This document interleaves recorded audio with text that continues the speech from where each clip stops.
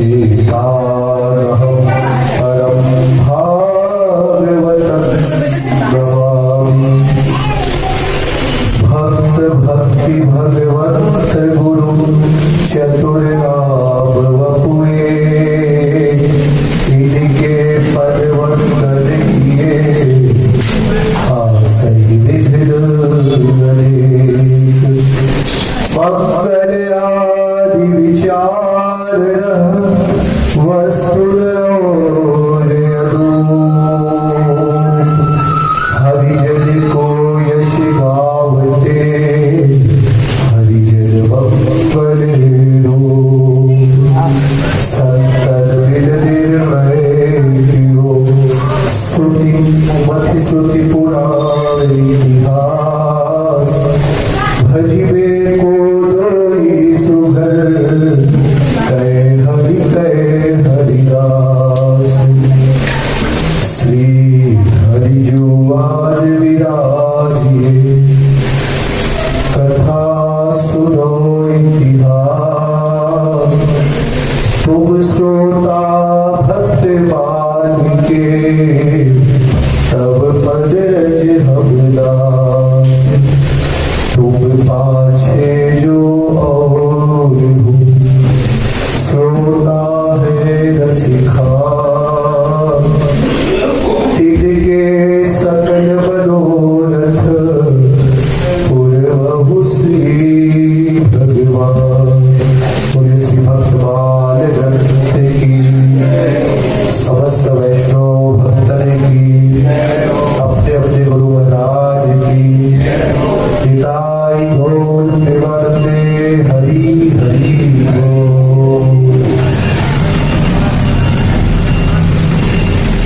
परम कृपालु परम दयालु अश्वर स्वरूप भक्त वांछा कल्परु भक्त वत्सल भगवान श्री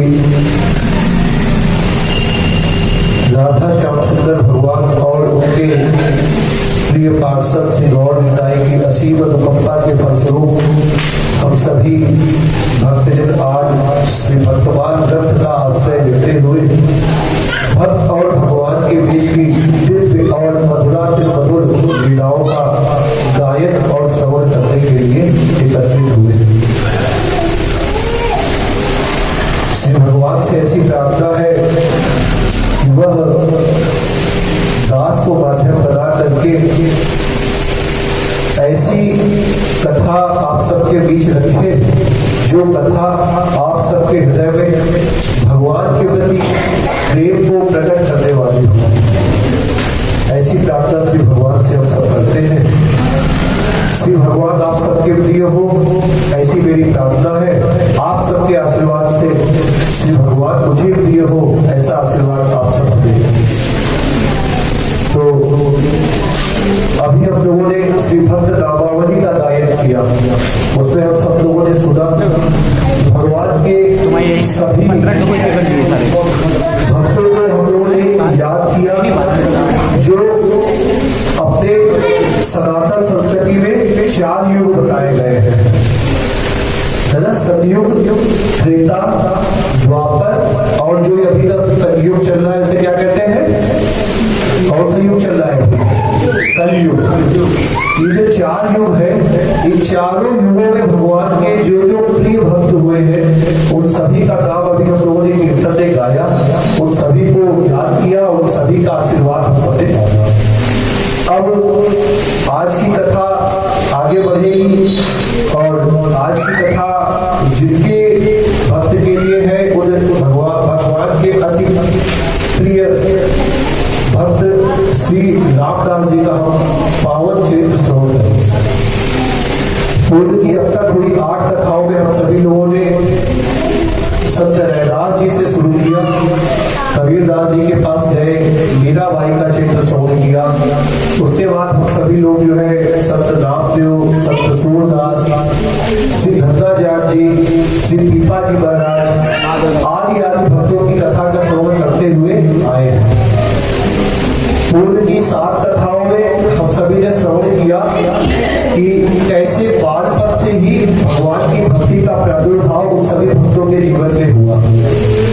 विगत सप्ताह जब हम पीपा जी महाराज की कथा को श्रवण किए तो उस कथा में हम सबने श्रवण किया कि माँ जगदम्बा दुर्गा देवी की कृपा से 25 वर्ष के युवान राजा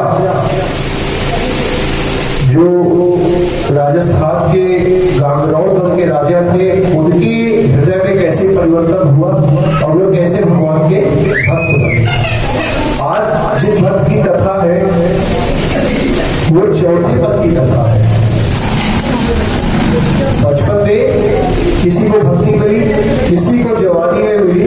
आज हम जो कथा श्रवण करेंगे ये चौथे पद में, यानी कि उम्र के लगभग 60 से 70 साल की वर्ष के बीच की अवस्था के भक्त है ये श्री रामदास जी महाराज, जिनकी कथा आज हम सब श्रवण करने जा रहे हैं। पूर्व की कथाओं में जिन लोगों ने सुना है उन्होंने समझा होगा कि कई बार हमें उन चरित्रों को छोटा करना पड़ रहा था।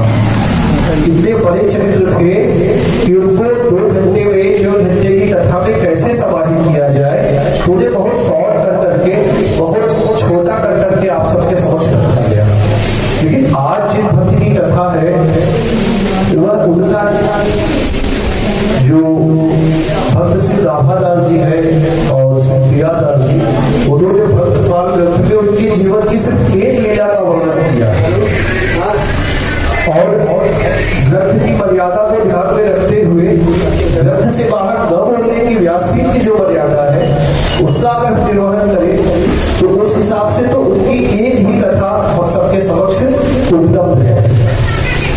फिर भी दास इस ग्रंथ के माध्यम से आप सबके बीच अधिक से अधिक उनके इस जीवन को आप सबके समक्ष प्रस्तुत करने का प्रयत्न करेगा।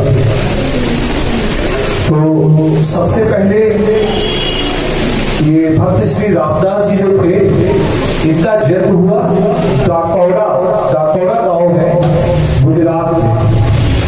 द्वारिका गए कोई अब सब लोगों में से द्वारका के भगवान के दर्शन किसी ने किए हैं? अच्छा, द्वारिका के बारे में सुना तो है हम लोगों ने कुछ। श्री द्वारिका जो है भगवान श्री कृष्ण का जन्म हुआ मथुरा में। कहाँ पैदा हुए? कंस की जेल में। अभी पैदा हुए कुछ मिनट ही हुए थे कि उनके पिताजी उन्हें वहां से लेकर के चले गए गोकुल। और गोकुल में क्या किया उन्होंने? नंद बाबा और यशोदा मैया के यहाँ उन्हें छोड़ दिया। भगवान 6 दिन के थे, फिर पूतना आ गई। सुना होगा आप लोगों ने श्रीमद् भागवत कथा में, पूतना जी आ गई, पूतना आ गई और भगवान को हलाल विष दे करके उसने मारने का प्रयास किया। और 6 दिन से जो उनका भगवान का स्वागत चालू किया राक्षसों ने, वे चलता रहा लगभग 2 वर्ष की अवस्था। 2 वर्ष के बीच में पूतना, तृणावर्त, अघासुर, बकासुर, इस तरीके से तमाम सारे राक्षस आए और भगवान ने एक एक करके सबको परम गति यानी मोक्ष प्रदान करते हैं। जब भगवान 2.5 साल के हुए तो माता यशोदा की जिद पर, राधा रानी का नाम जानते हैं सुन लो, श्री किशोरी जी के पिता विश्वभानु बाबा के द्वारा दी गई जमीन, जिसे आज हम लोग नंदगांव कहते हैं, कुछ लोग वृंदावन भी कहते हैं। वृंदावन की एक्चुअल परिधि जो है वह 50 किलोमीटर की है। उसके अंदर 10 वन आते हैं और गिरिराज जी उसके केंद्र में आते हैं। गिरिराज जी जो गिरिराज गोवर्धन जिसको भगवान ने अपने रथ में धारण किया था, अगर हम गिरिराज जी में खड़े हो, गिरिराज जी के पास लेकर खड़े हो और वहां से पूरा पश्चिम उत्तर दक्षिण 50-50 किलोमीटर की यात्रा करें तो वो जो परिधि होगी वह पूरी की पूरी परिधि श्री वृंदावन है। ऐसा शास्त्रों में वर्णन होता है। तो उसमें से ही एक स्थान है बरसाना के निकट 9 किलोमीटर की दूरी पे नंदगांव। तो वृषभानु बाबा का स्थान था, वहां केदारेश्वर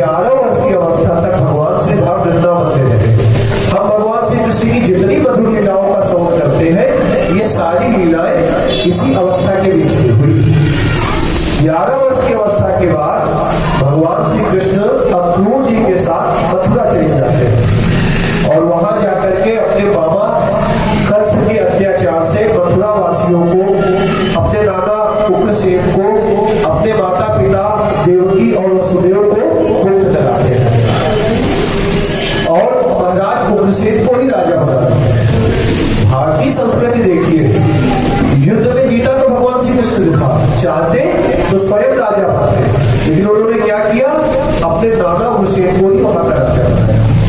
लेकिन जो कंस के ससुर थे शायद जरासंध, उनका बार बार आक्रमण होता गया। एक आक्रमण हुआ, 2 आक्रमण हुआ, 3 आक्रमण हुआ, ऐसे करके कई सारे हमले हो गए और उस युद्ध में बहुत सारी निर्दोष लोगों की जान जाती रही। तब भगवान ने सोचा कि यह फालतू की मारकाट जो है आवश्यक नहीं है, अनावश्यक हिंसा से भगवान भी बचने का प्रयास करें। और भगवान के हाथों जरासंध की मृत्यु नहीं हुई। जरासंध की मृत्यु किसके हाथों थी? भीम के हाथों थी। जरासंध की मृत्यु भीम के हाथों थी। अब भगवान के हाथों उसकी मृत्यु नहीं थी तो भगवान कितने भी बार उसको युद्ध में हरा देते, वो बार बार आकर के खड़ा हो जाता।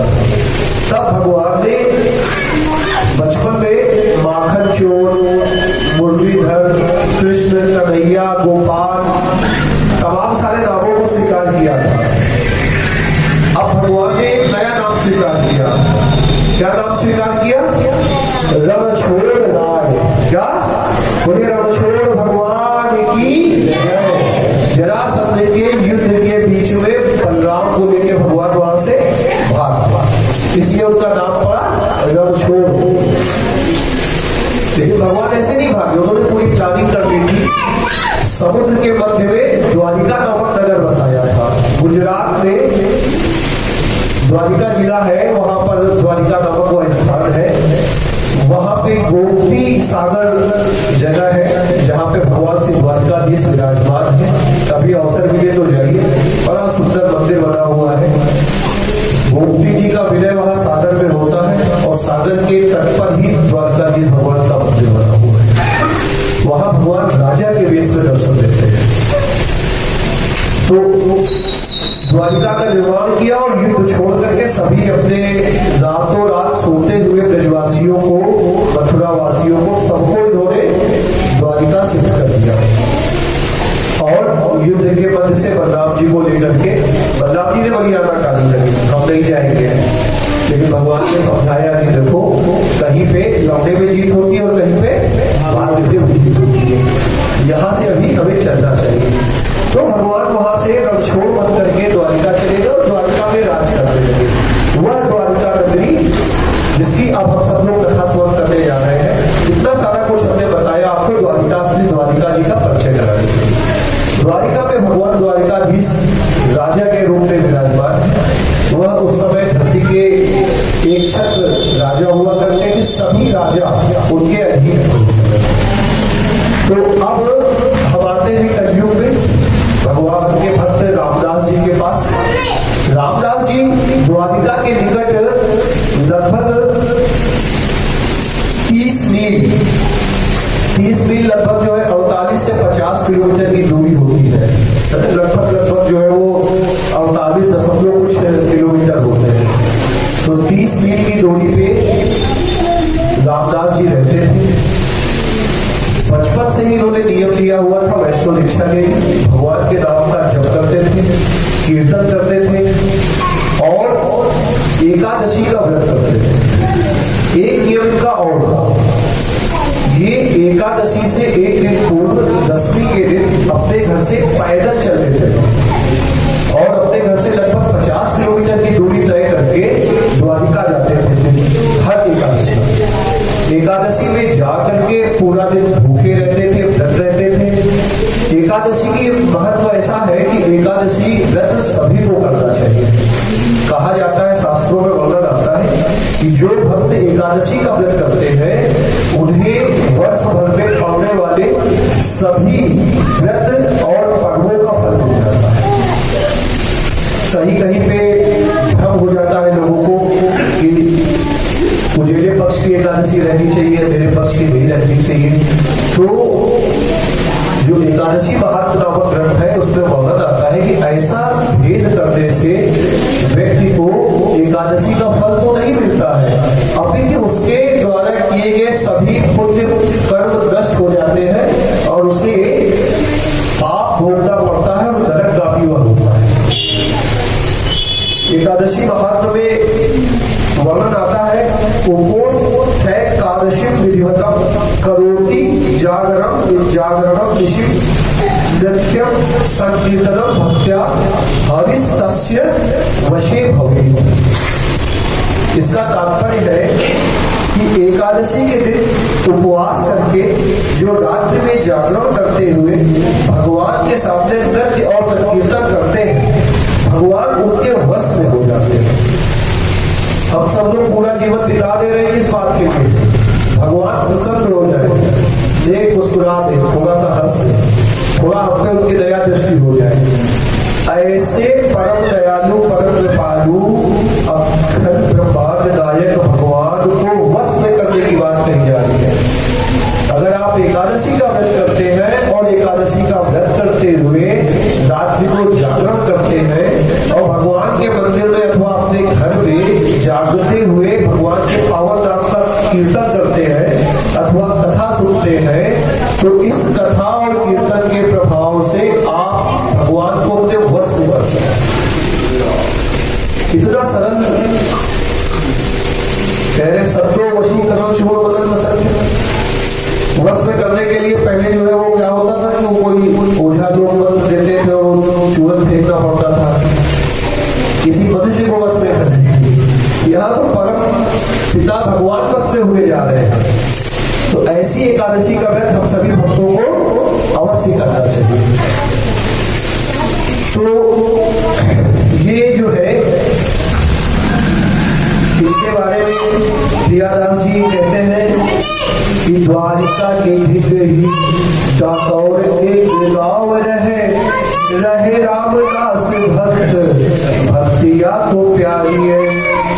जागरण एकादशी करे रंग छोड़ झुके भयो तन वृद्ध आज्ञा नहीं धारिये बोले भरी भाई तेरो आय वो सहो न जाए चलो घर धाए तेरे लियाओ गाड़ी भारिये खिड़की जो मंदिर के पाचिता हथारी करो भरो अखबारी को बेग ही पधारिये।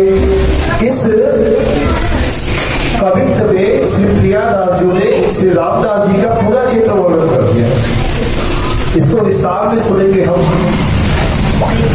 तो ये रामदास जी का नियम था कि प्रत्येक एकादशी अपने घर से पैदल चल करके द्वारिका लगभग 60 किलोमीटर की दूरी पैदल चल करके जाना, वहां जा करके दिन भर उपवास रखना, उपवास रख करके रात में एकादशी का कीर्तन करना और द्वादशी के दिन प्रातः काल भगवान के दर्शन करके फिर वो वापस आते।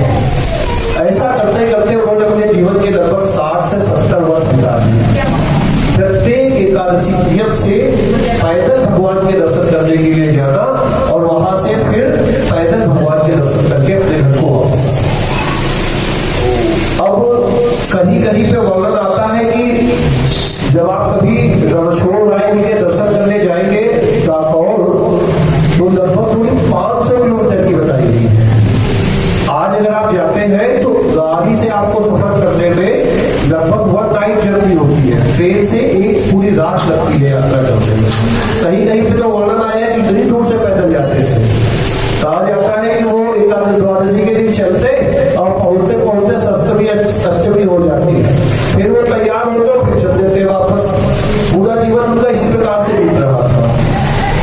ऐसे करते करते उनकी अवस्था जब काफी वृद्ध हो गई, वो 75 से 80 साल के आसपास की जब उनकी अवस्था हो गई, तो भगवान से उनका यह कष्ट बर्दाश्त नहीं हुआ। एक दिन उन्होंने जब सभी लोग कीर्तन समाप्त करके चले गए, तो ये जो है रात भर भगवान के मंदिर के बाहर ऐसे ही बैठे रहते थे। पर्दा पड़ जाता था, कपाट बंद हो जाते थे, लेकिन रामदास जी वही मंदिर के बाहर बैठे रहते और भगवान के पावन नाम का कीर्तन करते रहते। हरे कृष्ण हरे कृष्ण कृष्ण कृष्ण हरे हरे हरे राम हरे राम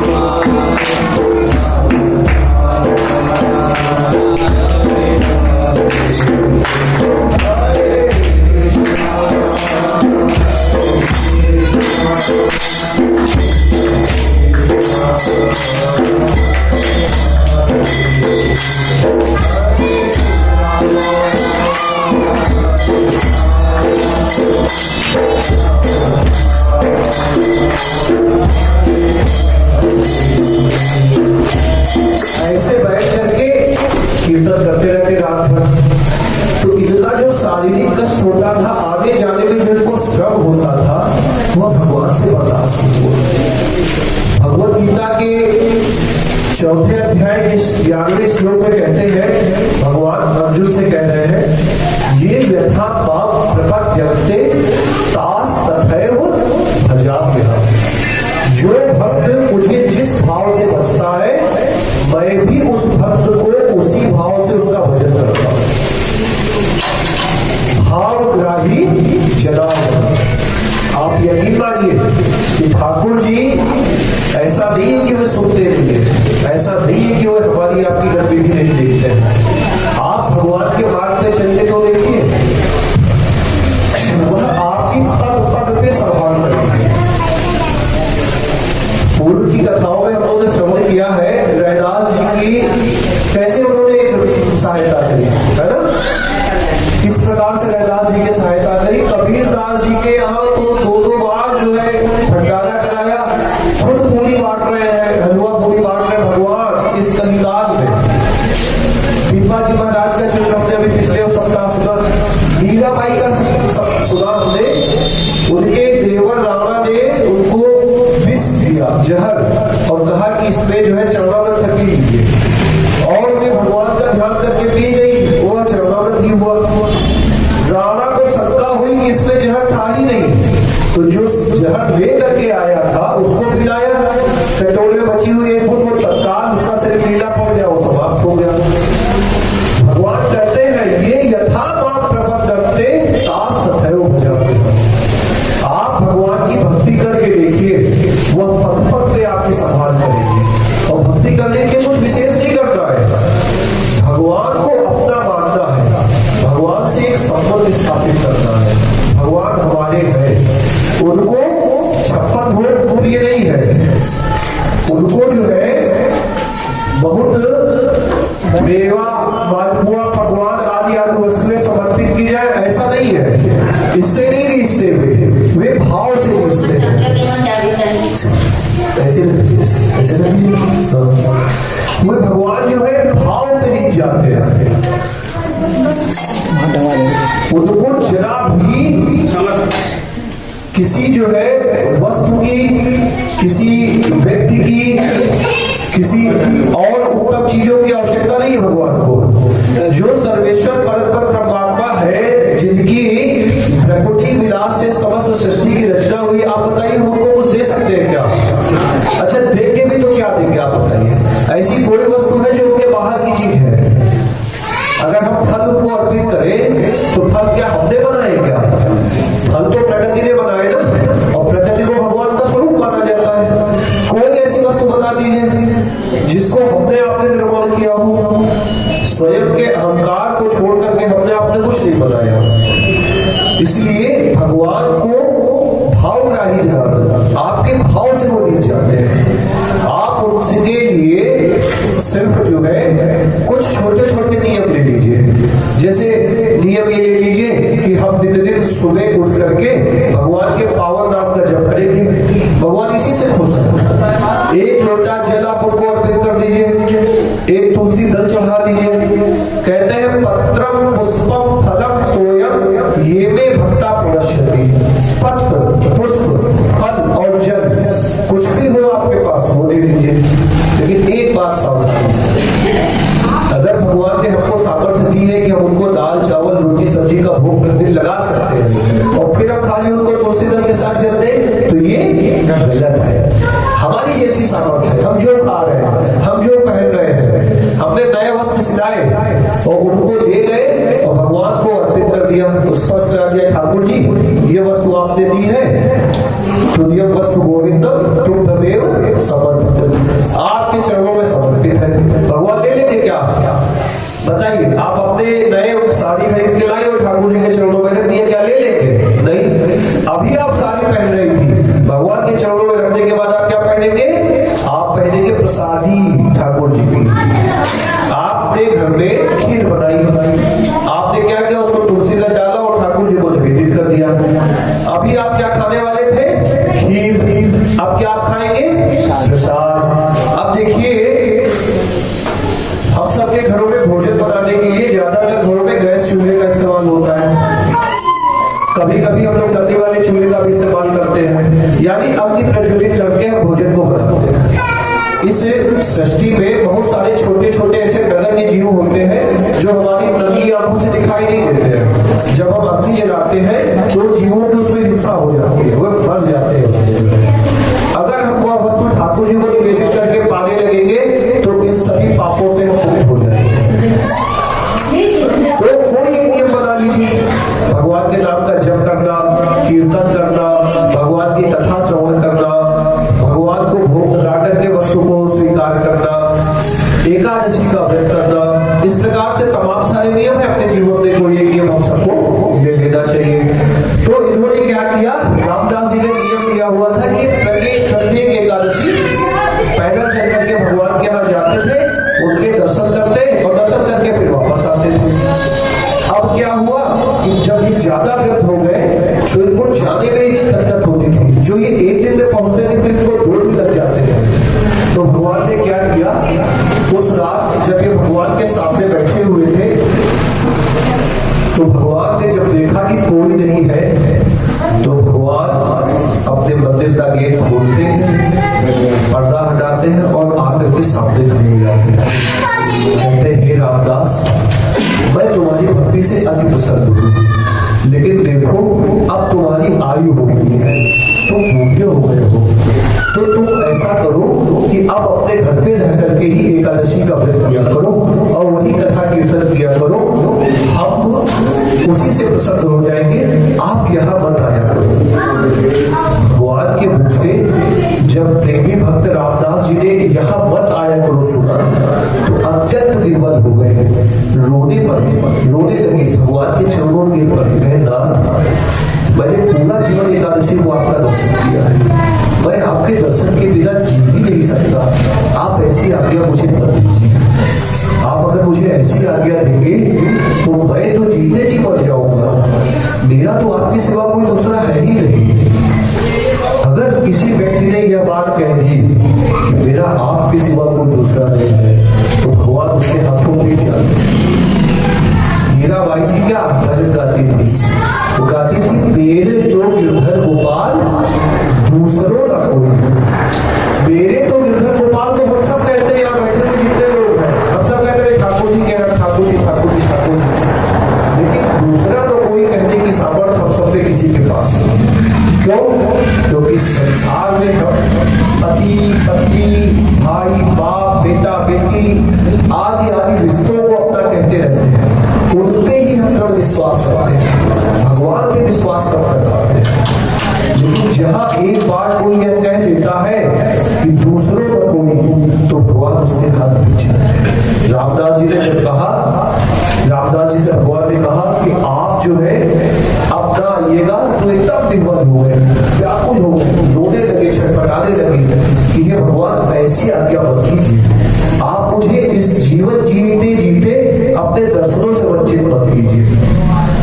लेकिन फिर भी भगवान ने कहा कि देखो रामदास, आप मेरी बात मानो, आप बूढ़े हो गए हो, आपको जो कष्ट होता है उससे मुझे कष्ट होता है, आपको जो पीड़ा होती है उससे मुझे पीड़ा होती, तो क्या आप चाहते हो कि मुझे पीड़ा हो? तो रामदास जी ने कह दिया कि भगवान मैं ये नहीं चाहता कि आपको पीड़ा हो, तो बोले फिर आप अब एकादशी को बता। जैसे तैसे रामदास जी वहां से चले, अब की वापसी उनकी रास्ता कट नहीं रहा है, बहुत विह्वल हो रहे, व्याकुल हो रहे, बेसुध होकर के गिर पड़ रहे हैं, क्योंकि उनको बार बार क्या बात का सोच रही है कि अगली एकादशी हमें नहीं आ रहा है। वे चल देते हैं वहां से जैसे तैसे अपने घर आते हैं, लेकिन घर आकर के वे कुछ खा नहीं रहे, पी नहीं रहे, एकांत पे बैठ के रुदन कर रहे हैं, रोते जा रहे हैं और भगवान को स्तुति कर रहे हैं। फिर वे ऐसा हुआ कि फिर वही 9वीं और 10वीं की तिथि पास आ गई। 2 दिन बाद एकादशी है, इनसे रहा नहीं गया। भगवान ने मना तो किया है, लेकिन फिर भी ये मान नहीं गए। फिर इन्होंने क्या किया कि अपनी वो लकोटी उठाई और एक जोड़ी वस्त्र रखे अपने कोठरी में बांधे और फिर वहां से चल दिए। और चल दिए तो गुनगुनाते हुए जा रहे हैं। अगर बजेगा नहीं तो भी कोई दिक्कत नहीं, हम लोग ऐसे ही जो है कीर्तन कर लेंगे। गाते हुए चल दिए वहां से। लगन तुमसे लगा बैठे, जो होगा देखा जाएगा। लगन तुमसे लगा बैठे, जो होगा देखा जाएगा। तुमसे लगा बैठे, जो होगा देखा जाएगा। तुम्हें अपना बना बैठे, जो होगा देखा जाएगा। लगन तुमसे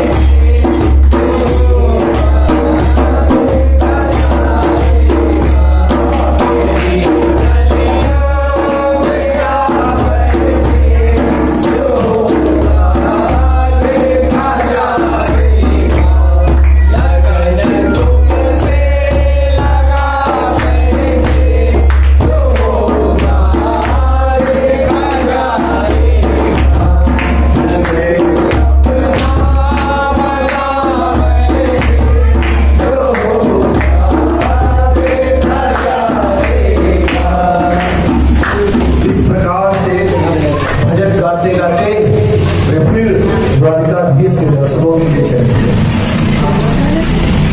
फिर 2 रात का सफर करके एकादशी की प्रातः काल भगवान द्वारिकाधीश के यहाँ पहुंच गए। फिर जाकर के गोमती सागर में स्नान किया। स्नान करने के बाद भगवान के दर्शन करने के लिए गए।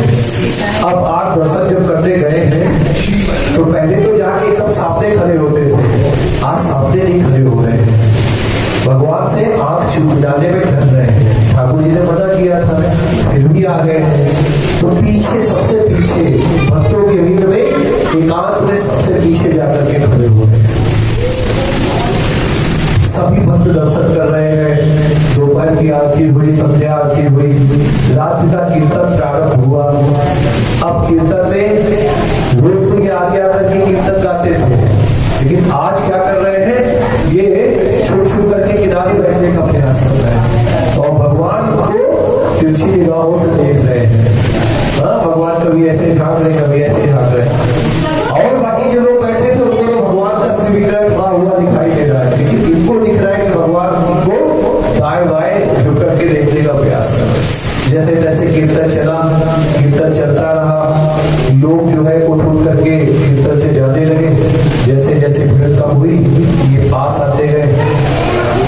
कीर्तन रात भर चलता है, लेकिन भगवान की मंगला आरती सुबह 4:30 बजे होती है। तो बड़े पुजारी जो होते हैं उनको कीर्तन करने के लिए, वो आरती करने के लिए स्नान ध्यान करने जाना पड़ता है। जैसे ही बड़े पुजारी सब वहां से उठ करके आरती की तैयारी के लिए स्नान ध्यान करने के लिए गए, वैसे ही भगवान फिर पर्दा खोल करके मंदिर से बाहर आ गए और इनका पल्लू पकड़ दिया। यहो रामदास, कहा था ना तुमसे बताना, तुम माने नहीं। बोले ठाकुर जी, आप प्यार के आने को कह दो, लेकिन आपके दर्शन करने के लिए ना आऊं, ऐसी आज्ञा मत दो, उससे होगा नहीं, ये मेरे बस की नहीं, मैं इसको अब कर नहीं सकता। कुछ ऐसी कृपा करो ये ऐसा न हो। तो पता है कौटुकी भगवान क्या बोले? भगवान बोले, ऐसा करे रामदास, अगर तुम मेरे बिना नहीं रह सकते हो तो मैं भी तुम्हारे बिना नहीं रह सकता। मैं तो इस वचन से बंधा हुआ हूँ, जो मुझे जैसे भजेगा मैं उसको वैसे ही भजूंगा। तो ऐसा करो, तुम मत आया करो, मुझे ही यहाँ से विवाह ले चलो। कितनी बड़ी बात भगवान कह रहे हैं कि मुझे यहाँ से विवाह ले चलो। रामदास जी हंसे, गए क्या ठाकुर जी, आप भी हंसी ठिठोली करने के लिए बूढ़ा भगत मैं ही मिला हूँ। अरे आप ऐसी बात कह रहे हो, मैं चाहूँ भी तो ये संभव नहीं है। बोले क्यों, इसमें ऐसा क्या है जो संभव नहीं है? बोले आप द्वारिका छोड़ करके मुझ गरीब के यहाँ जाओगे, यहाँ आपको दिन में 6 बार भोग लग रहा है, आरती हो रही है, आप रेशमी वस्त्र धारण करते हो, हीरे जवाहरात के आभूषण आपको पहनाए जाते हैं, लाखों भक्त आपके दर्शन करने आते हैं। मेरे यहाँ तो बिछाने के लिए कतरी भी नहीं है, छप्पर भी टूटा हुआ है, बारिश होती है तो पानी उसमें से गिरता है, आप मेरे यहाँ जाओगे? नहीं ठाकुर जी, ऐसा संभव नहीं। तो भगवान कहते नहीं रामदास जी, अगली बार आप आना तो कुछ ऐसा इंतजाम करके आना कि एक बैलगाड़ी लेते आना और मैं आपके साथ चला चलूंगा। तो रामदास जी बोले, क्या ऐसा संभव है? तो कहते हैं हाँ बिल्कुल संभव है, आप बैलगाड़ी ले आइएगा, मैं आपके साथ चला चलूंगा। अब क्या हुआ, ये बड़े जोश में वापस आए। अगली बार एकादशी से पूर्व इन्होंने क्या किया, पूरे गांव में काफी लोगों से कहा, इनके पास तो थी नहीं, ये अभिचर महात्मा थे, गरीब थे, किसी गांव वाले ने इनको बैल नहीं दिए, गाड़ी नहीं दी। एक बूढ़ा किसान था, उसके पास बैलों की बहुत बूढ़ी जोड़ी थी और एक टूटी हुई गाड़ी थी, बिल्कुल खस्ता हाल उसकी स्थिति हो रखी थी। वह गाड़ी इनको वापस से मिल गई। इन्होंने गाड़ी तो अपनी यथा योग्य सामर्थ्य सजा धजा दिया और अपनी बैलगाड़ी लेकर के चल दी। बैलगाड़ी लेकर के द्वारिका आ गए। अब जब वहां सारे लोग इनको पहचानते थे, क्योंकि ये 50 साल से जा रहे थे वहां नित्य एकादशी को, तो सबने कहा, पट्टे पुजारी जितने थे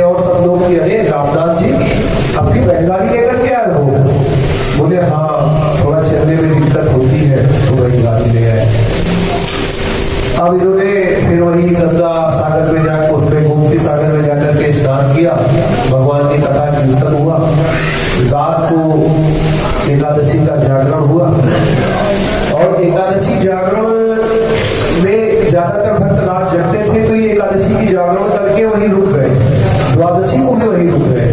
पुजारियों ने देखा, पंडों ने और सब भक्तों ने कि भाई आप तो चले जाते थे प्रत्येक द्वादशी को प्रातः काल दर्शन करके, इस बार रुक गए। लेकिन इन्होंने कुछ भगवान की माया ऐसे तो उनसे कुछ पूछा नहीं गया, क्योंकि पूछ लेते तो ये सत्य वक्ता थे, सत्य बोलते थे, झूठ बोलते नहीं थे, इनको बताना पड़ता। तो भगवान ने कुछ ऐसी माया रची कि इनसे किसी पूछा नहीं, सबने मन ही मन समाधान कर दिया। चूंकि बूढ़े हो गए हैं, थक गए होंगे, इसलिए और भी रुक गए, किसी का ध्यान उधर बहुत गया।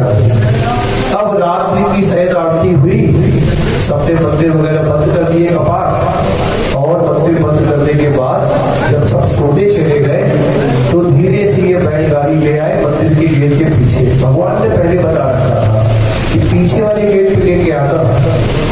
आज भी आप द्वारका दर्शन करने जाएंगे तो वहां की किसी पटना पुजारी से जो पुराना हो तो उससे पूछिएगा कि वो खिड़की कौन सी है जिससे द्वारकाधीश रामदास जी के साथ चले गए, तो वो आपको खिड़की आज भी दर्शन कराएंगे।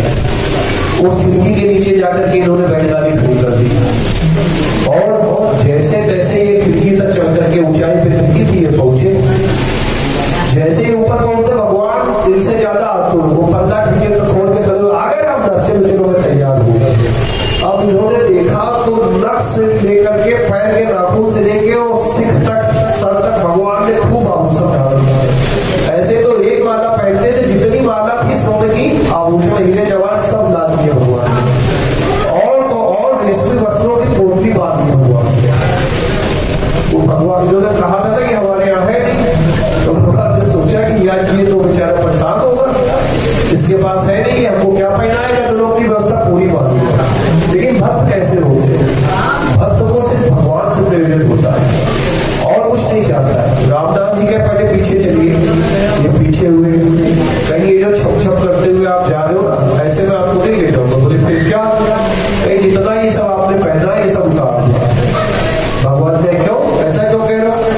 कहीं एक तो आप हमारे साथ पधार रहे हो, दूसरा ये सब सोना हीरा जवाहरात मावड़ी मोती भी ले जाओगे तो ये पंडे तो जीते जी ही मर जाएंगे। आप जो दर्शन करने लोग आते हैं तो कोई चढ़ावा चढ़ाते हैं, चढ़ावे से उनकी जीविका चलती है, और ऊपर से आप ये सारा सोना भूषण भी लेके चले जाओगे तब तो पंडों को दोहरा दुख होगा। हम ये नहीं कर सकते हैं, आपको चलना तो आप चलिए, ये सब उतार के चलना पड़ेगा। भगवान थोड़ा साइड करके ऐसे करके खड़े हो गए, तो रामदास जी स्वयं उनके आभूषण उतारने लगे, एक एक करके सारा आभूषण उनका माला उतार दी, बाजू बंद खोल दिया, कांधे कनखून खोल दिए और एकदम सामान्य कर दिया। और सामान्य करके ग्वालिया का वेश जैसा होता है भगवान का, वैसा स्वरूप उनका धारण करा दिया। एक गमछा बांध दिया और एक नागमल से कपड़े बस खाली भगवान के शरीर पे धारण कर दिया, बाकी सारा जीवन ऐसे ही उसको समेट के रखने का भी प्रयास कर दिया। और भगवान को गोद में लेकर के जैसे तैसे खिड़की से नीचे उतरे, और भगवान जब नीचे आए तो जब उनकी गाड़ी को देखा तो भगवान घर पे हो रामदास, तुम्हें और कोई गाड़ी नहीं मिली, ऐसी गाड़ी लेके आए हो? तुम्हें पता है द्वारका के राजा के पास कैसे कैसे रथ है, कैसे कैसे घोड़े हैं? जैसे ही वे देखेंगे और सब घोड़े दौड़ाएंगे तुमको तो 5 मिनट तो पकड़ लेंगे। कहीं देखो महाराज यही व्यवस्था हमारी है। हम अभी भी कह रहे हैं, रामदास जी लेके फिर क्या कर रहे हैं, अभी भी कह रहे हैं अभी आप लौट जाओ और हम जैसे तैसे आ जाएंगे आपके घर से। भगवान ने कहा लौटने की तो हो रही है, आपको हम आपके साथ संकल्प करेंगे कि आपके साथ चलेंगे। कहीं चलो तुम पीछे बैठ जाओ, कहीं हम पीछे बैठ जाए, कहीं हाँ रथ हम चलाएंगे, कहीं रथ आप क्यों चलाओगे, कहीं रथ इसलिए हम चलाएंगे कि इसका हमको अभ्यास है। कहीं क्या अभ्यास है? कहीं जब हमने रुक्मिणी का हरण किया था तो हमने चला के भाग के गए थे, तो हमको अभ्यास है, हमको चलाने दो, गाड़ी हम चलाएंगे। अब भगवान ने जैसे ही स्पर्श किया वह बैलगाड़ी बिल्कुल नवीन जैसी हो गई, और जो बूढ़े बैल थे उनके स्कंध पे जब भगवान ने अपने कर्तव्य कब्जाए वो एकदम युवा बैल हो गए। अब तो वह द्रुत गति से वहां से भगवान बैलगाड़ी हाँकते हुए चल दिए। इधर भगवान को लेकर के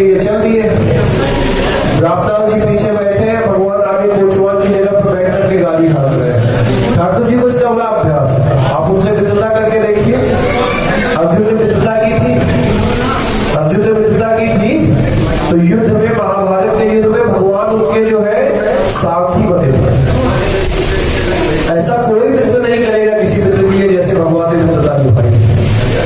आपको बताएं, जब युद्ध होता था महाभारत का तो बड़े बड़े ढोल नगाड़े दुर्ग बजते थे, हाथी चिघाड़ते थे, घोड़े चिघाड़ते थे, और उस समय सुन पाना बड़ा मुश्किल होता था। अब अर्जुन क्या चाहते हैं, रथ पूरब मोड़ा जाए कि पश्चिम मोड़ा जाए कि इधर ले जाया जाए, कैसे पता चलेगा किस दिशा में रथ मोड़ना है, दाएं मोड़ना है कि बाएं मोड़ना है। तो पता है क्या स्थिति होती थी, जैसे हम बैठे ऐसे भगवान बैठते थे लगाम पकड़ करके, और अर्जुन यहाँ खड़े होते थे ऐसे।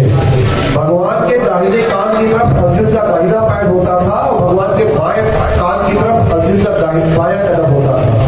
अगर अर्जुन इधर का पैर पटकते थे तो भगवान समझ जाते थे गाड़ी इधर मोड़नी है, और जब इधर का पैर पटकते थे तो गाड़ी इधर मोड़नी है। इतने भक्तवत्सल भगवान दयालु। युद्ध खत्म हो जाता था, अर्जुन जाकर के शिविर में आराम करते थे।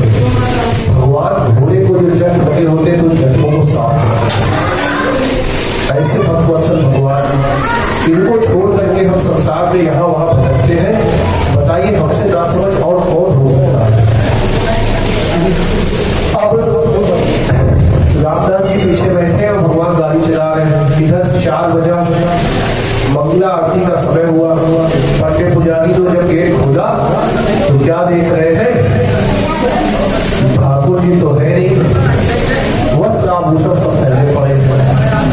अब बड़ा परेशान हुए, तुरंत जो है वो घंटन करके घंटा बजा दिया गया। सब राजा के सिपाही आ गए, द्वारपाल आ गए, धूरो धूरो कहा गया, कहा गया, कहा गया। लोगों ने देखा जहाँ पे रामदास जी रुके थे वहां रामदास नहीं है, वहां उनकी बैलगाड़ी नहीं है। शक हो गया पंडित पुजारियों को, ऐसे तो हमेशा पैदल आता था, इस बार गाड़ी लेकर के आया। ऐसे तो जो है एक द्वादशी के दिन प्रातः चला जाता था, लेकिन इस बार ये रुक गया, द्वादशी की रात भी ये रुक गया। हो यह रामदास जी गए, पीछे जाके देखा तो बैलगाड़ी के पहिए के निशान भी रुक गए। अब तो इधर बैलगाड़ी के पहिए के निशान गए थे, उधर ही घोड़े दौड़ा दिए सिपाहियों ने। अब कहाँ बैलगाड़ी और कहाँ तेज पवन की गति से चलने वाले घोड़े। सारे पट्टे पुजारी लाठी डंडा हथियार बंदूक बाधा दे करके पीछे पीछे और आगे आगे भगवान। और जब घोड़े के टापों की आवाज सुनाई दी, हल्का हल्का सूर्योदय हो रहा था, सूर्य जो है पूरब से निकल रहे थे लालिमा के साथ, और ये भाग रहे हैं बैलगाड़ी से और पीछे पीछे घोड़े। जब घोड़े के टापों की आवाज दूर से आने लगी और उनके घोड़ों के टापों से उड़ने वाली धूल दिखने लगी, रामदास जी ने कहा आ गए दादा तुम्हारे। भगवान से उदाहरण देते हुए आपके दादा आ गए। कहीं जब पीठ किए तो डरते क्या होगा, देख लिया जाएगा, कहीं देख तो बात कर लिया जाएगा। पहले आपको अगर यहाँ इन्होंने देख लिया तो ये हमारी जय जय से राधे कर देंगे, पहले कुछ उपाय करो। तो वो कहते हैं भगवान उनसे क्या कहते हैं, कहते प्यार किया तो भी डरना क्या, अब हमसे मोहब्बत की है, आए हो तो कोई बात नहीं, देख लेंगे।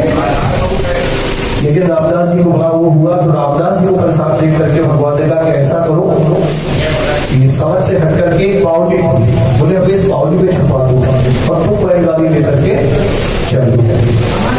अब वो बूढ़े रामदास जी भगवान का श्री अंग भारी उनको उठा करके ले जाकर के बावली में छुपाए, और छुपा करके जब तक लौट के पास आए तब तक घोड़े पास आके दिख रहे उनको वापस उस गली से सड़क से मतलब नीचे कच्चे रास्ते से उठ करके चल करके बैलगाड़ी पर बैठे पीछे 200 वालों ने देख लिया और उन्होंने घोड़ा दबा के इनको रोक लिया।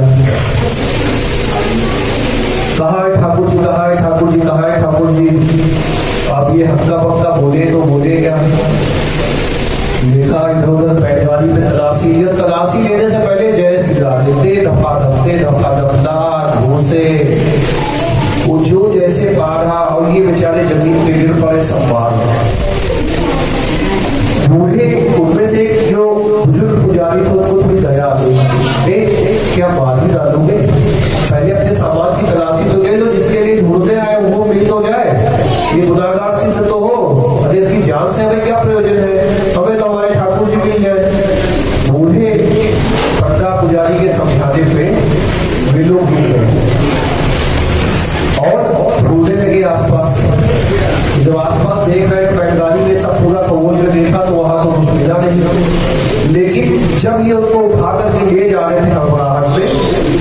भगवान के श्री अंग पे जो अंगवस्त्र लेते थे जिसे उत्तरीय कहा जाता है, जैसा ना वो आज तो हम लोग नहीं रखते हैं, दादा देखिए गमछा रखते हैं कंधे पे, उन्होंने सर पे बांधा हुआ है, ऐसा हर व्यक्ति रखता था। तो भगवान के एक उत्तरीय रखते थे, वो देखा होगा ऐसे करके वो रखते थे हाथ पे लपेटे होते।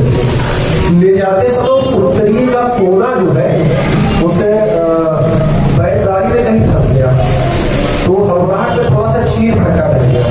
वो पुजारी पहचान गया, रात को जब सैर कराया था तो भगवान को यही पहनाया था। ये देखो इस गाड़ी में चीर लगा, इसका मतलब भगवान यही कहीं आसपास है। तब तो और मारा।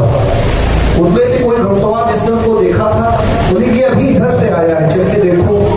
आगे गए, आगे जाकर के देखा तो वह जो बावली थी उसका सारा जल रक्त रंजित हो गया था, पानी जो है सब खून उसमें हो गया था, रक्त रक्त हो गया था, लाल हो गया था। देखा बड़ा आश्चर्य, और अंदर से कुछ कराहने की आवाज आ रही है। कराहट की आवाज सुन करके उसमें से दो पुजारी जो पुलिस थे अंदर उतरे। अंदर उतर करके उन्होंने देखा तो अंदर से भगवान मिल गए। अब जैसे ही भगवान के अंग को हाथ लगाया, छोड़े छोड़े छोड़े।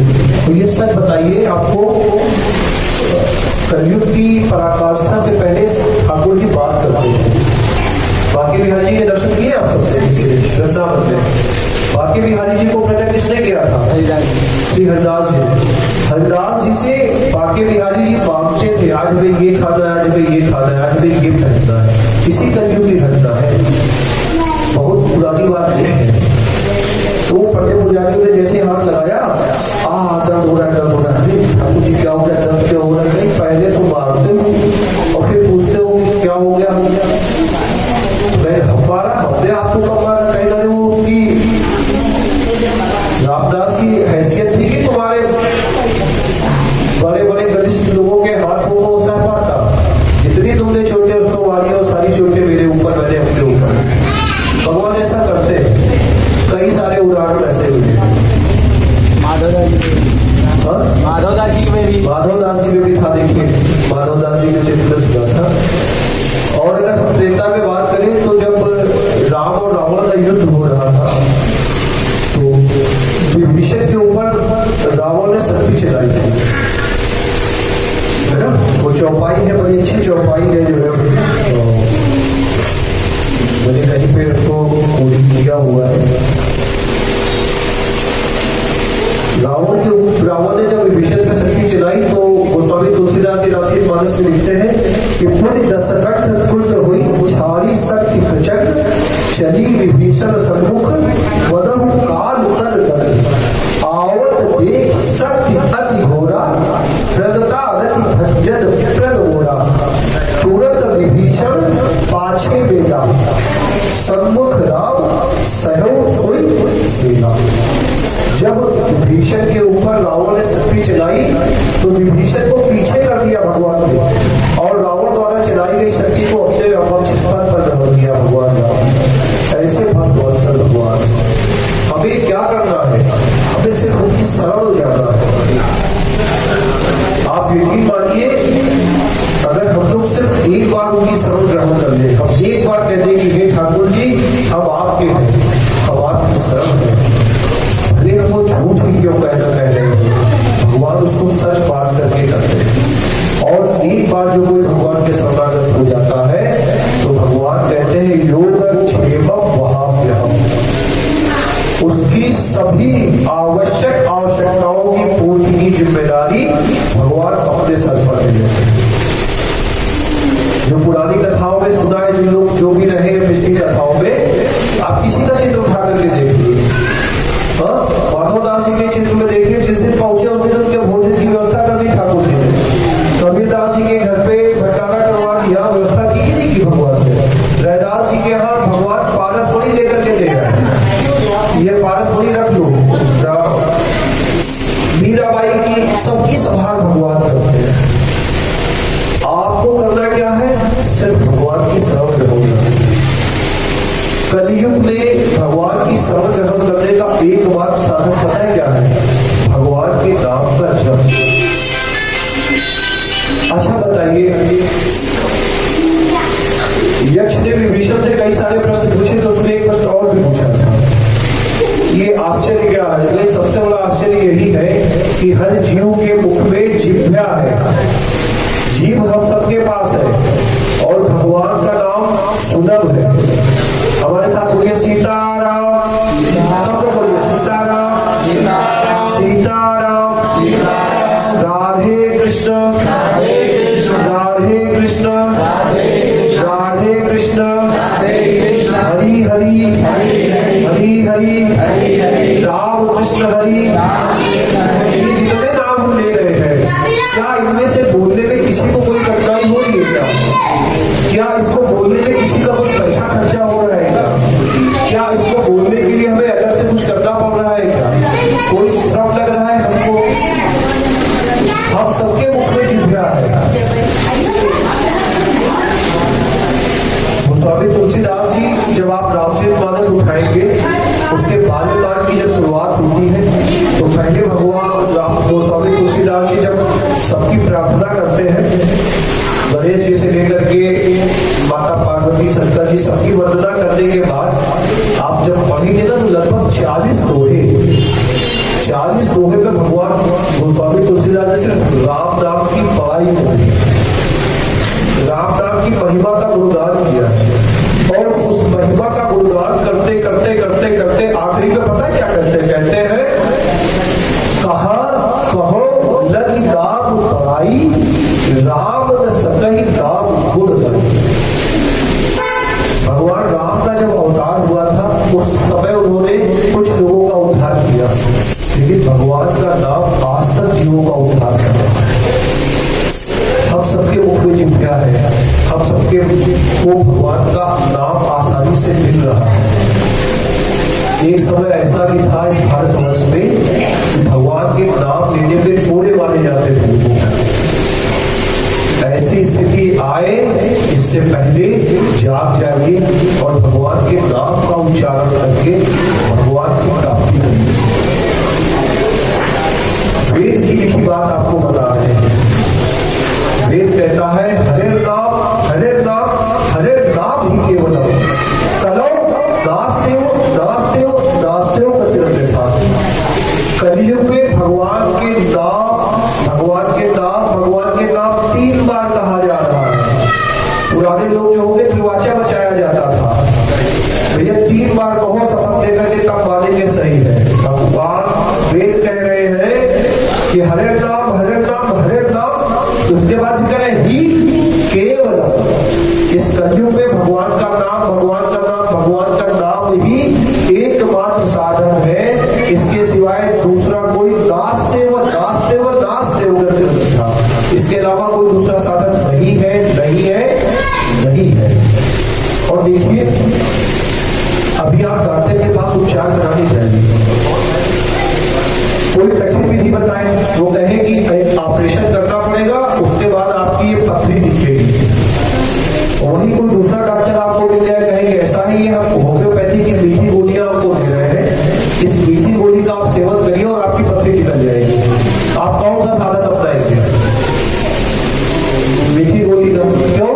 क्योंकि वो आसान विधि है, उसमें चीरना फाड़ना नहीं पड़ेगा। इसी प्रकार कलयुग में भगवान को प्राप्त करने के जितने सारे साधन हैं, उन सारे साधनों में भगवान के नाम का कीर्तन और जप रूपी साधन जो है वह मीठी गोली के समान है, बहुत सरल है, हम सभी कर सकते हैं। यहाँ जितने लोग बैठे हैं, आप बताओ भैया, अभी हमने सबसे बुलवाया था, आप बताओ किसी को राम सीताराम बोलने में कोई कष्ट नहीं होता है, सब बोल सकते हैं। एक नाम पकड़ लो, आपकी निष्ठा सीताराम की सरकार में है तो आपसे सीताराम, आपकी निष्ठा से राधा कृष्ण है तो से राधा कृष्ण। अगर आपकी निष्ठा भगवान विष्णु में है तो हरि हरि हरि हरि हरि, श्री हरि सर्वम, श्री हरि सर्वम, श्री हरि सर्वम। जिसमें आपकी निष्ठा है उसका आप जप करने लगिए। एक जगह कथा कह रहा था तो वहां पे बात हुई, क्या शंकर जी की उपासना नहीं कर सकते? अरे भैया, राम कृष्ण शिव में कोई भेद है ही नहीं, कोई अंतर नहीं है। जिस प्रकार यहाँ पे ये बैठे हुए हैं, इनका नाम प्रज्वल है। इनके पिता इनको अपना बेटा मानते हैं, इनकी बहन इनको अपना भाई मानती है। कल इनका विवाह होगा तो जो इनकी अर्धांगिनी आएगी वो इनको अपना पति मानेगी। आदमी बदल रहे हैं क्या? खाली लाइफ तो बदल जा रहा है ना, हर व्यक्ति के साथ रिश्ता चेंज हो रहा है। ये आदमी तो वही है ना। जैसे कोई एक व्यक्ति अपने बच्चों का पिता है, अपनी पत्नी का पति है, अपने बहन का भाई है ना, इसी प्रकार से अपने भतीजों का चाचा है। आदमी एक ही है, अलग अलग लोग उसको अलग अलग नाम से संबोधित कर रहे हैं। इसी प्रकार से यह राम कृष्ण और शिव एक ही है। अलग अलग समय पे, अलग अलग स्थिति पे अलग अलग लीलाएं करने के कारण इनको अलग अलग नामों से जाना जाता है। इनमें कोई भेद नहीं है, लेकिन हमें आचार्य की बताई गई पद्धति पर चलना चाहिए। जो हमारे आचार्य हमको आज्ञा करें वह कहना चाहिए। अब महादेव की हम सब उपासना करते हैं, लेकिन महादेव किसकी उपासना करते हैं? आप बताइए, महादेव का कोई भी चित्र आपने देखा होगा तो हमेशा वो ऐसे ध्यान मुद्रा में बैठे होते हैं। और गोस्वामी तुलसीदास जी रामचरितमानस में उल्लेख करते हैं कि जब माता पार्वती को भगवान शिव राम कथा सुना रहे हैं, उस समय वह कहते हैं, उमा कहूं मैं अनुभव अपना, सत हरि भजन जगत संस्कृता। अब महादेव से बड़ा कोई होगा क्या? बताइए, महादेव से बड़ा तो कोई है नहीं। वे कह रहे हैं सत हरि भजन जगत संस्कृता। उनकी आज्ञा है कि हरि का भजन करना चाहिए, इसके अलावा जगत में सब मिथ्या है, सपना है। तो हमें आचार्यों की बात माननी चाहिए। इसलिए सबसे सहज, सबसे सरल श्री सीताराम नाम में आपकी रुचि हो जाए, श्री राधा कृष्ण नाम में आपकी रुचि हो जाए। इस नाम का जप करना आप चाहो शुरू कीजिए। माताएं बैठी हैं यहाँ पे काफी संख्या में। आप सुबह उठती है सो करके, आप क्या कहें अपने हाथों से कार्य करते हैं, अपने घर में बुहारी लगाते हैं, लेकिन जिम्मेदारी तो खाली होती है ना, वो हमारा खाली है। उस समय हम सीताराम सीताराम सीताराम बोल सकते हैं कि नहीं बोल सकते? भोजन बनाते समय, बच्चों को नहलाते धुलाते समय, उनको तैयार करते समय, जो भी कार्य कर रहे हैं, नियम बना लीजिए कि सीताराम सीताराम सीताराम, राधा कृष्ण राधा कृष्ण राधा कृष्ण। जितने पुरुष वर्ग बैठे हुए हैं, आप अपने कार्य पे जा रहे हैं, सुबह से उठे उठे हम अपने नहा रहे हैं, हाथ पैर से नहा रहे हैं ना, हाथ से नहा रहे हैं, कपड़े पहन रहे हैं, ऑफिस जा रहे हैं, गाड़ी चला रहे हैं, साइकिल चला रहे हैं, कार चला रहे हैं, लेकिन हमारा जिम्मा खाली है, उसको काम पे लगाइए। एक नाम का ऐसा प्रभाव है कि वह भगवान को प्रकट कर सकता है। तो जब हम अधिक नाम देंगे तो हम क्या ही नहीं प्राप्त कर सकते।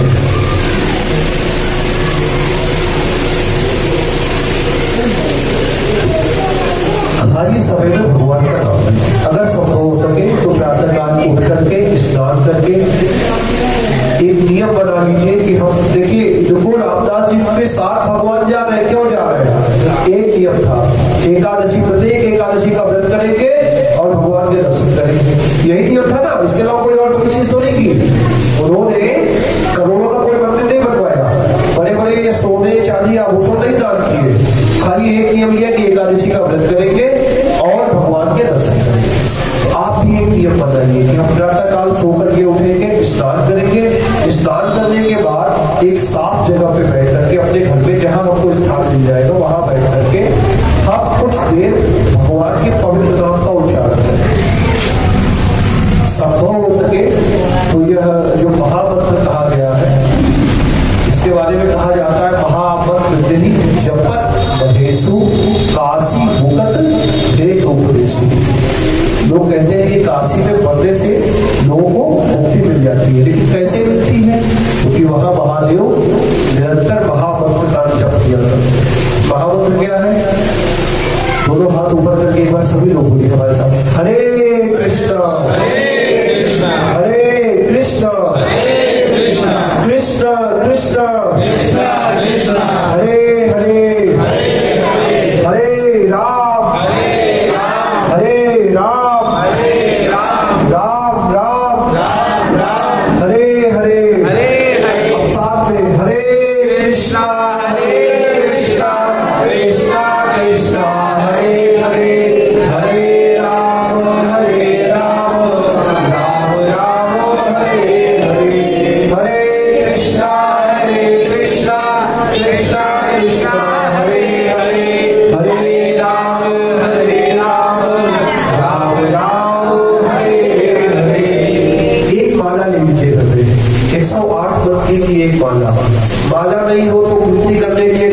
108 दाने रख लीजिए या कुछ भी रख लीजिए जिससे आप गिनती कर सके और प्रयास कीजिए कि 1 माला 2 माला 4 माला जिस व्यक्ति के पास जितना समय भगवान ने दिया अपने घर के नित्य आवश्यक कार्यों को करते हुए, अगर हमको 10 मिनट मिल रहा है तो 1 माला कर ले, हमें 20 मिनट मिल रहा है तो 2 माला कर ले।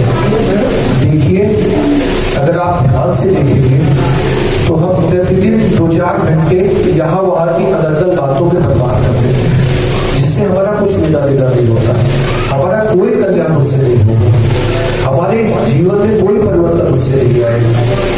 हम बैठ जाते हैं और लोगों की किसी की भलाई किसी की बुराई। आपको एक गंभीर बात बता रहे हैं, व्यासपीठ से मर्यादा को रखते हुए हम विनम्रता पूर्वक कह रहे हैं। जैसे अगर कोई व्यक्ति 1 महीने तक कहीं पे नौकरी करता है, उसको 20,000 रुपये तनख्वाह मिली, उसको जाता है तो क्या करता है, छुपा करके अपने घर की अलमारी के कहीं पे छुपा करके रखता है। उसको अगर आप 20,000 में कहीं कर देंगे तो क्या होगा, मिनटों में वस्तु गायब हो जाएगी। आपने तो महीने भर कमाई और वो क्या हुई, सेकेंडों में गायब हो गई। इसी प्रकार से जब हम तीर्थ करने जाते हैं, हम जप करते हैं, हम कथा भागवत सुनते हैं, हम भगवान के नाम का जप करते हैं, हम भगवान किसी को दान करते हैं, इससे हमें पुण्य मिलता है। लेकिन यह पुण्य को जब हम किसी की बुराई करते हैं, किसी की निंदा करते हैं, किसी के बारे में अनर्गल बातें करते हैं, उसे गालियां निकालते हैं, तो ये पुण्य हमारी क्षय होते हैं, खर्च होते हैं। आप बताओ अगर हमारी कमाई महीने की 10,000 है और हमारा खर्चा 20,000 है तो क्या हम कभी सुखी हो सकते हैं? दिन में हम आधे घंटे भगवान की पूजा कर रहे हैं और 23.5 घंटे हम उस पुण्य को खर्च कर रहे हैं। फिर हम कहते हैं कि हम इतनी पूजा पाठ करते हैं फिर हम सुखी नहीं हो रहे हैं। कैसे सुखी होंगे? कमाई से ज्यादा तो खर्चा हो रहा है ना भैया। तो इसलिए कमाई भले हमारी कम हो, खर्चा नहीं होना चाहिए।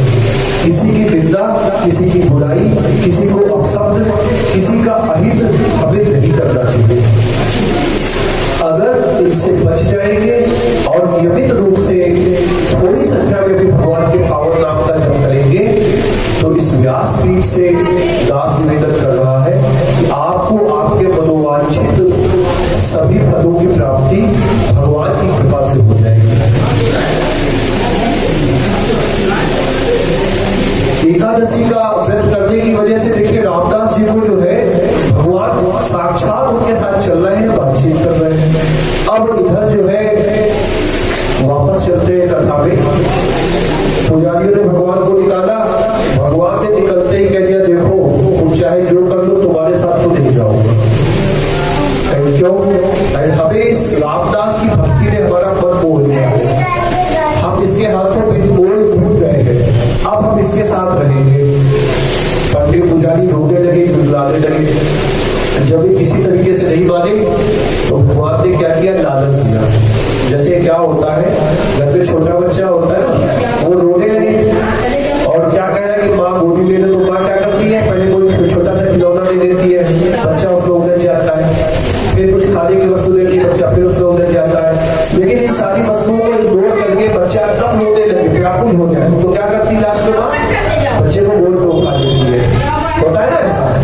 अब यहाँ भगवान क्या कर रहे हैं, भगवान ने एक खिलौना फेंका, पंडित पुजारियों की परीक्षा लेने के लिए खिलौना फेंका, कहीं देखो ऐसा करो हम तो तुम्हारे साथ नहीं जाएंगे, लेकिन हम तुम्हें एक चीज दे सकते हैं। फिर क्या, फिर ऐसा करो हमारी वजन के बराबर सोना ले लो, हमारी वजन के बराबर सोना ले लो, उसको लेकर चले जाओ। अब पंडितों ने सोचा क्या, भगवान तो हस्त पुष्ट है, भारी विग्रह है, कम से कम मन 1.25 मन 2 मन सोना तो चलेगा ही, 2-4 मन सोना तो चलेगा ही, चलो सोना ही ले लेते हैं।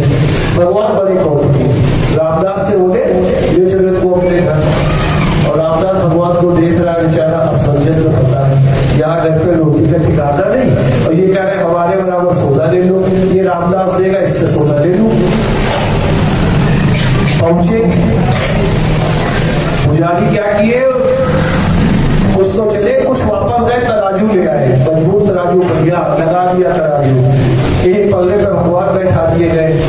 अब भगवान रामदास से कहे जाओ सौदा ले आओ, तो रामदास कहे जय जय ठाकुर जी क्या खेल करते हो, शायद घर में आपके बराबर का गेहूं भी ना हो, वह आप सौदा कह रही हो। कह रहे तुम्हारी जो पत्नी है ना, उसने कान में सोने की बाली पहन रखी है, उसकी एक बाली निकाल लो। भगवान बड़े कौतुक में वो एक बाली निकाल के लाए, जैसे ही दूसरे पल्ले पे रखा गया, ये बाली वाला पल्ला जमीन में गड़ गया और भगवान वाला पल्ला हवा में उड़ गया। भगवान बोले पुजारी से, देखो बात तो बराबरी के सोने की हुई, लेकिन थोड़ा ज्यादा है, ले लो।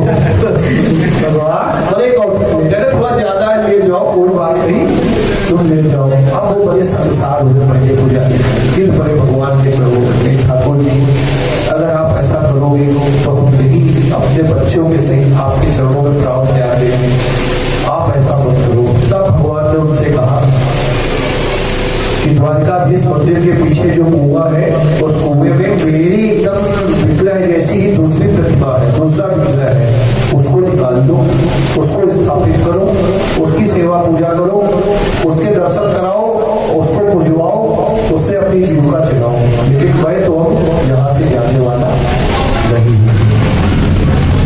हम लोगों ने जब रामदेव जी का चित्र सुना था, तो एक तुलसी दल पे उन्होंने विठल, भगवान विष्णु का नाम लिख करके वहां पे महाराष्ट्र में भगवान विठल का मंदिर है, तो विठल लग करके एक तुलसी दल रख दिया था, और वहां का एक बड़ा व्यापारी था, सोनेदार था, सुनार, उसके रिश्तेदारों में मिला करके भी सारा सोना उस तुलसी दल के बराबर नहीं हो पाया था।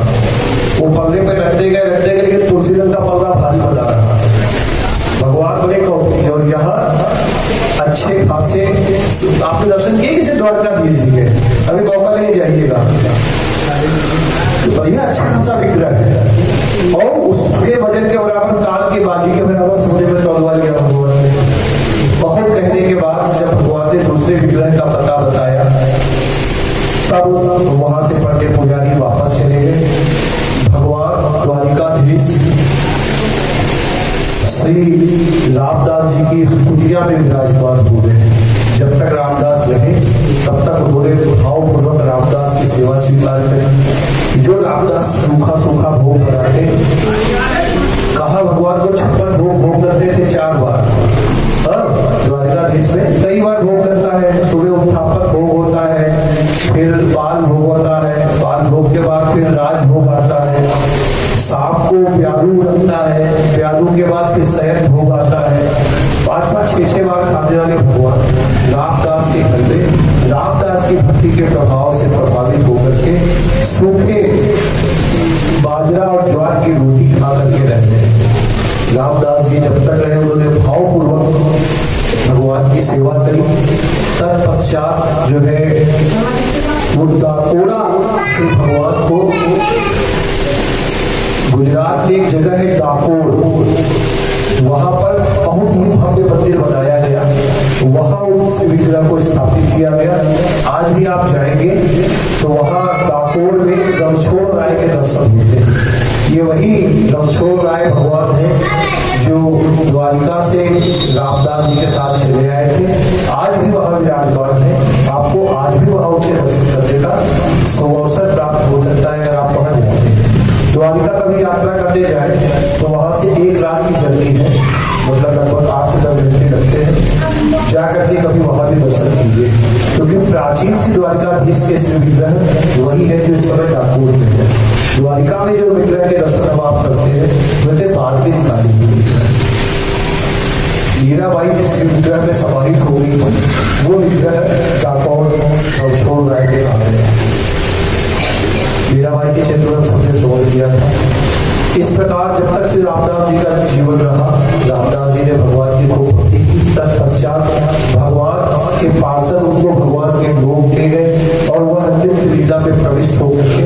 आज भी भगवान के साथ नित्य लीला में कीर्तन गायन कर रहे हैं, भगवान की सेवा कर रहे हैं। बोले श्री रामदास की जय, बोले श्री रणछोड़ भगवान की, श्री द्वारिका द्वारकाधीश भगवान की जय। एक भजन गाने की इच्छा है, गा करके तत्पश्चात हम सब लोग जो है आगे करेंगे।